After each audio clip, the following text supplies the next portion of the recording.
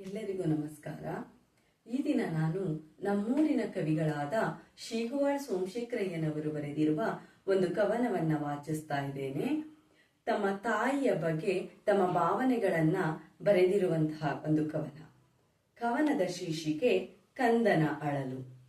ಕನಸಲ್ಲಾದರೂ ಬಾರೆಯಮ್ಮ, ನಿನ್ನ ನೋಡುವಾಸೆ ಕಾಡುತ್ತಿಹುದು ನನ್ನನು.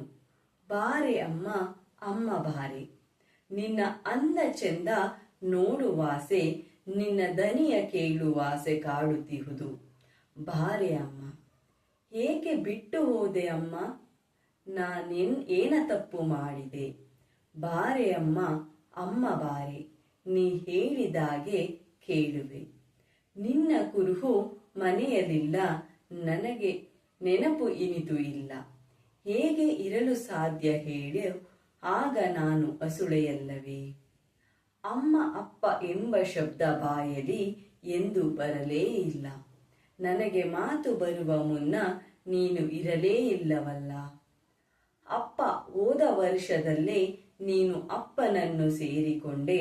ನೀನಿಲ್ಲದಿ ಜಗತ್ತು ಕತ್ತಲಮ್ಮ ಕತ್ತಲು. ಕನಸಲ್ಲಾದರೂ ಬಾರೆ ಅಮ್ಮ, ನಿನ್ನ ನೋಡುವಾಸೆ ಕಾಡುತ್ತಿಹುದು ನನ್ನನು. ಬಾರೆ ಅಮ್ಮ, ಬಾರೆ ಅಮ್ಮ. ಧನ್ಯವಾದಗಳು.